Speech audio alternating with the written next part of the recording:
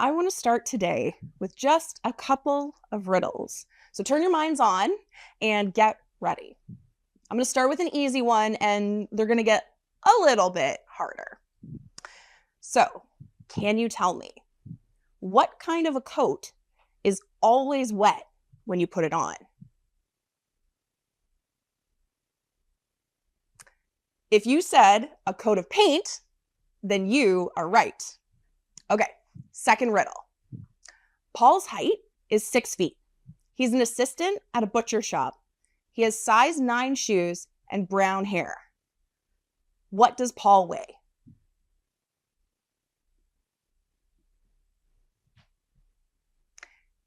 If you answered meat because he works at a butcher shop, then you were right. Okay, last one, the hardest one. You ready? I have cities, but no houses. I have mountains, but no trees. I have water, but no fish. What am I?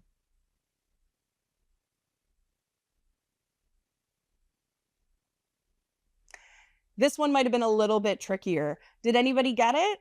The answer, of course, is a map. Now, these riddles all have clear answers, but what we have been talking about over the last several weeks is the idea of the longest Christmas Eve ever, and how the people of the Old Testament, and particularly the prophets, the people who spoke on behalf of God, were in this kind of holding pattern, this kind of keep waiting, but keep the faith.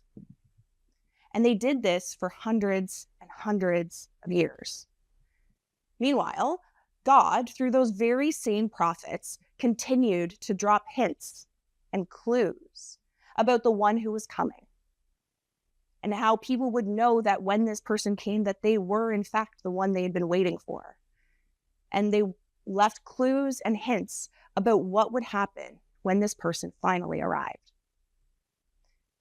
For just the birth of Jesus, that thing that we are all anticipating this Advent season, there are several Old Testament scriptures, and VJ and Malcolm have talked about them over the last few weeks.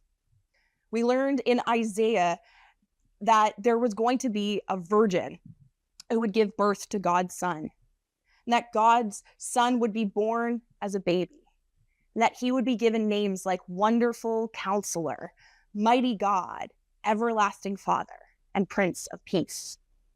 And in Micah, we read that the Savior was not going to be born in a palace or in a great grand place, but in the humble town of Bethlehem. Now, each of these prophets, each of these stories are giving hints and clues about what is to come. But they aren't writing out the whole story.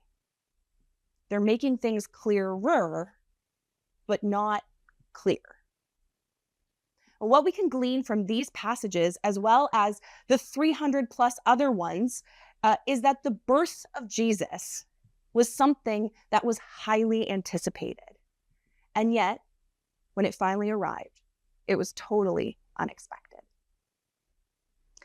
As I was thinking about this Advent season and preparing for today, what struck me were the lengths that God went to prepare his people for the coming of Christ, and how we as believers in the 21st century might need to look back at this ancient story, not just so that we can look for all of the signs and the clues and the hints and point to them and go, see, there it is. Isn't it obvious? But to actually read the ways in which they were obscured, confused, and forgotten. Not because the people meant to, not because they were evil or because they didn't believe in God, but because waiting is just hard. Waiting is hard because the memories of human beings are so short. We forget where God has actually come through for us. We forget about the prayers that he has answered, and sometimes we even forget the prayers that we have prayed. Sometimes we forget And sometimes we realize that waiting is hard because times are tough. And when times are tough, we focus on the things that are making our lives difficult. Sometimes waiting is hard even when times are good, because when times are good, we can forget that there is something that we are still waiting for. This is all part of our lived experience. But do we actually anticipate what it means in our lives when we actually understand what the arrival of Christ really means? Have we caught the hope and the love that Jesus embodies? Or have they just become words on a page that we recite without thinking that much about them because we repeat them year after year? Has our memory gotten a little bit short? Are we waiting with eager anticipation? Or are we just focused on the things that are bad or good? This is the reality that we see again and again in the Old Testament, but we also see it through the rest of human history. Maybe you've heard the saying that if you don't learn from your mistakes, you're doomed to repeat them. And repeat it, we have. We make the same mistakes over and over again. As humanity, we start wars. People are enslaved, and we abuse the environment. But this doesn't just happen on that grand scale. We can see these things happening in our own lives. When we spend too much money, and then we swear that we're going to get out of and stay out of debt. When we give our trust or maybe our hearts to people who haven't earned it and don't deserve those parts of ourselves. Maybe we see ourselves as deserving more or better than what we have, and we focus so hard on achieving that thing that when we finally get there, we look up and look around and are surprised to find that there's no one there to celebrate with us. The reality is that our problems are often reflective of the patterns in our lives. And in order to fix the problems, we have to take a look at the pattern. Now, prophets are people who are able to do this, and they do it really, really well. Prophets speak up and speak into situations, into the pattern that most others can't see. This happened during the lifetime of one of Israel's prophets named Jeremiah. Now, you may know one or two passages from his book, and it probably is Jeremiah 29:11. It's probably the most upbeat passage in the whole thing. It goes, "For I know the plans I have for you, declares the Lord, plans to prosper you and not to harm you, plans to give you hope and a future." But Jeremiah did not live in a time when this kind of positive message was going to be really well received. In fact, Jeremiah has often been called the weeping prophet. He preached a message that was full of doom and gloom and lots of judgment. And because he took such a negative stance on what was happening in the world around him, Jeremiah was widely despised, and his life was continually in danger. But the reason for his unpopular message was really important. He saw the pattern of what was happening in Israel. He saw that the people of Israel had decided to abandon their faith in God, and so he knew that God was not protecting them the way that he had in the past. Now, it might be worth reminding you that God had been pretty good to Israel over the years. I mean, he set them free from slavery. He brought them to a land where they could thrive. He let his own presence dwell among them in a place called the temple. He set them apart from all other nations by giving them covenant promises. And then he gave them judges to help them live in a way that was right. But the Israelites had a hard time remembering all of those good things. And so they asked for more and more. and they wanted to be more and more like the people that they saw around them. They took their eyes off of that which is most important. And instead, they demanded to be less than what God had desired for them. And while they were waiting for God, as they were asking for more and more, to be more and more like the nations around them, they decided to go with this backup plan instead of waiting for God. They wanted a king like the other countries had, and so God let them have one. And most of those kings come from the line of David. Now, God knew full well that this king's thing was not going to work. But what it would do is provide an opportunity for him to do something even greater. God leaves hints about something greater in all sorts of unexpected places. And I think this tells us something about his plans in and of themselves. The book of Jeremiah, for example, is full of doom and gloom and judgment. And so we don't necessarily go there for words of hope. But it's not really surprising that the parts of it that we quote most often are those that reveal the goodness of God rather than the flaws of humanity. The passage I want us to look at today comes on the heels of Jeremiah's reviews of various kings of Judah, and I'll just tell you, none of them were positive. But what this section does is proclaim the coming era in which the people will be reunited with God. Here in Jeremiah 23, verses 5 through 6, we see some more hints and clues about what is coming. The days are coming, declares the Lord, when I will raise up for David a righteous branch, a king who will reign wisely and do what is just and right in the land. In his days, Judah will be saved, and Israel will live in safety. This is the name by which he will be called, the Lord, our righteous Savior.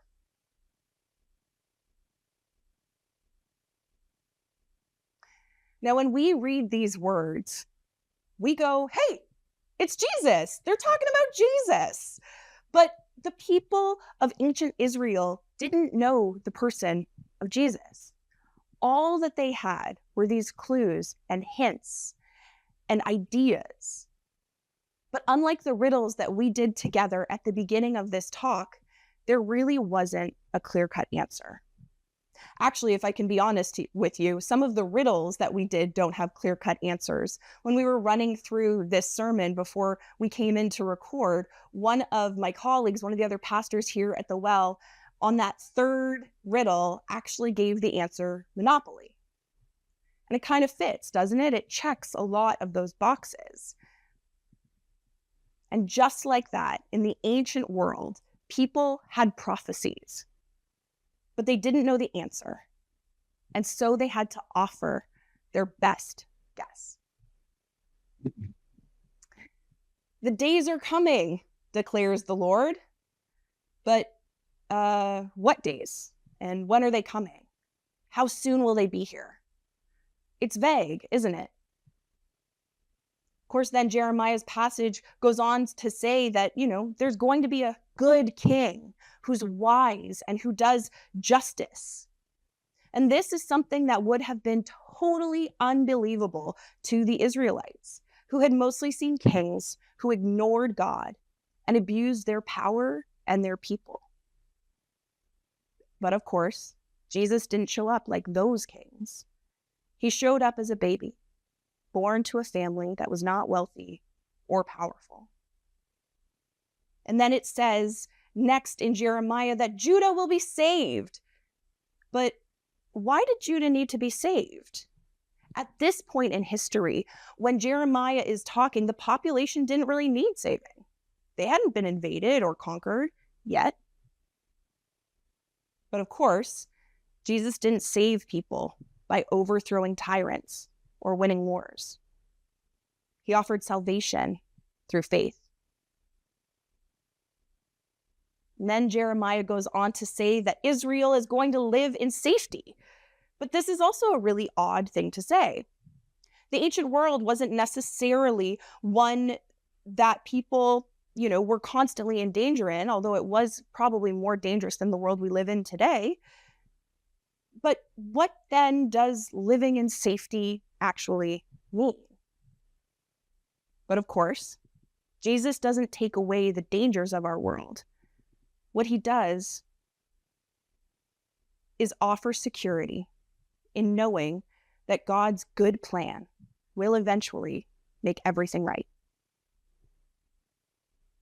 Jeremiah's passage ends with this title, and it's Yahweh Tzidkenu, or in English, the Lord is our righteousness. But remember, at this point in history, the people of Israel have turned away from God. They've turned away from his righteousness and his justice. And so why would this name have any kind of impact on them? When they're searching for righteousness, not with God, but somewhere else entirely. Or maybe even ignoring it altogether. And of course, Jesus came showing righteousness in the ways that we can and should treat each other, and offering all people the opportunity to participate in the kingdom that God is creating. Hopefully you can see that for the people of the ancient world, these prophecies were not that clear. They didn't make sense in the context that the ancient peoples knew. And so when Jesus arrived, it was unexpected. Many, many, many people missed the answer to the clues and hints that had been left for them over the centuries. The people of the ancient world, like us today, had other things on their mind when times were hard. And when things were good, the prophecies were really easy to dismiss. And this is the pattern of the Old Testament. The Israelites turn away from God. Then a prophet tells them to turn back. And then the Israelites don't really listen, and so disaster strikes, and then they remember their faithful God and do turn back to him. This happens again and again and again until the end of the longest Christmas Eve ever, when Jesus arrives, bringing clarity to the problems of the world by breaking the pattern. This whole thing, every single word about Jesus in the Old Testament can be trusted. And they can be trusted because they eventually happened. The only way to know if a prophecy is true is if it actually comes to pass. And in the case of Jeremiah's prophecy, the day came when a descendant of David was born. His life embodied wisdom, justice, and righteousness, but he didn't hold on to them for himself. He shared them with all those he encountered, and he called them to do likewise. He offered salvation and security and eternal peace, not only to the Israelites, but to all who believed. And because of all of this, we not only call him our righteous Savior, but wonderful Counselor, mighty God, everlasting Father, Prince of Peace. The coming of Jesus happened 600 years after Jeremiah recorded these words. And I've got to tell you, that is a long, long time to wait.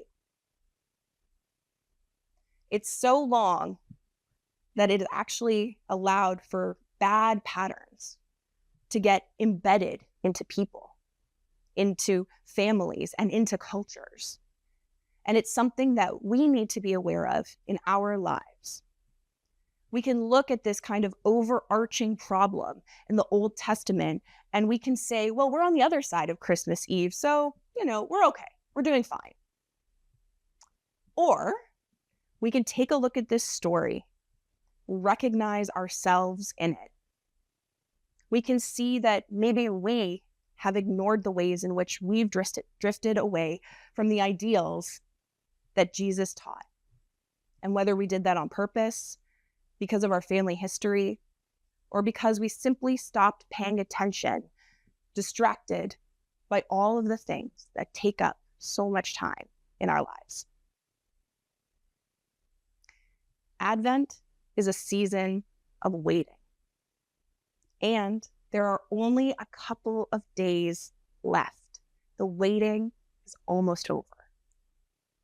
And so I'd like to invite you to consider taking a little bit of time over the next couple of days to reflect on one or two things, remembering that while there is certainly a lot of things that need to be done, wrapping presents, maybe doing some more decorating, cooking and cleaning, pulling out your ugly Christmas sweaters, getting your Christmas jammies on, or putting all of those gifted knickknacks around your house before your family arrives, Christmas is not actually about any of those things. What it is about is acknowledging that God Himself came to earth to be with us. I'm going to read a question, a thought prompt, if you will. And I'm going to give you 1 minute of time to reflect on it before moving on to the next question. There are 3 in total. Now, I don't expect you to have a fully formed answer to any of these, but I do hope that as you think through some of these questions, that it will spark something in you, something that you'll want to come back to.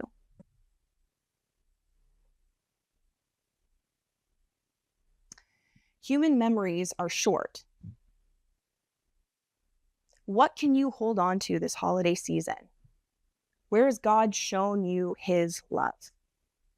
Where is that moment that you can wrap your arms around and hold on to? What is the thing that reminds you that Jesus is alive and real and active?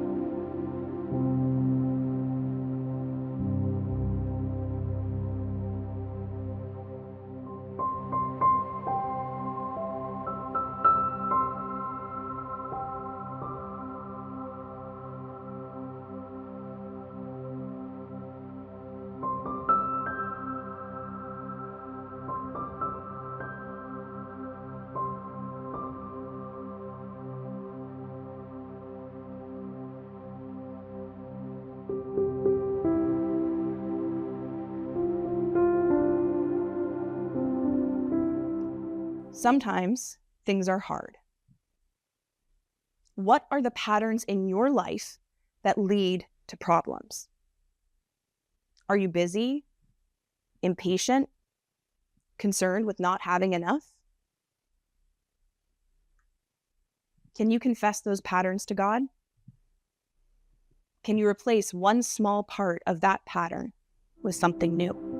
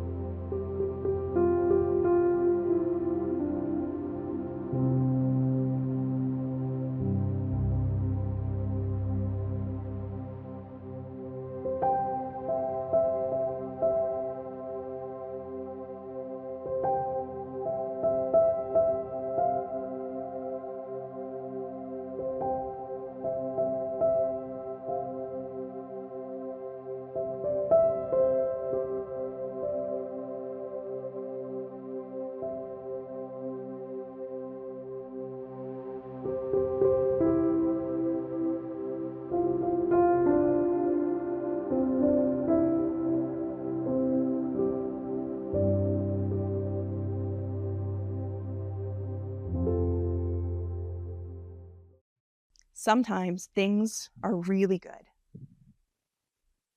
Where do you see Jesus at work in the world?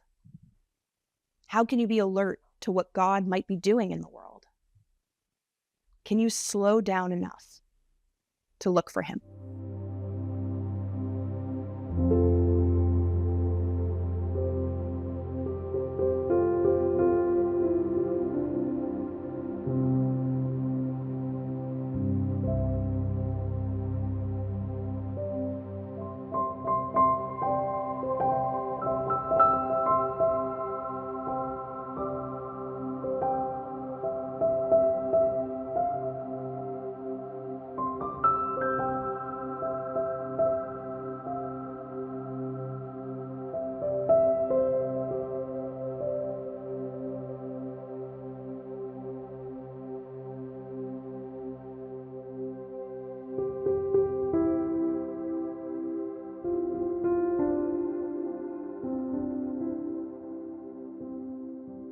Like I said, my hope is that something in one of these three questions sparks a thought in you. And if you did have a thought come up during this time of reflection, then I want you to know that God has started a conversation with you. And I hope that you do take some time over the next couple of days to keep that conversation going. I know that this can be a really busy time of year. I also know that when we get busy, we can take our eyes off of the thing that is most important in favor of the things that feel urgent. So let us learn from our brothers and sisters in the Old Testament. Let us remember that this Advent, the one in 2024, that the coming of Jesus is not vague. It isn't uncertain. The times that we find ourselves in might have some bleakness streaked across it.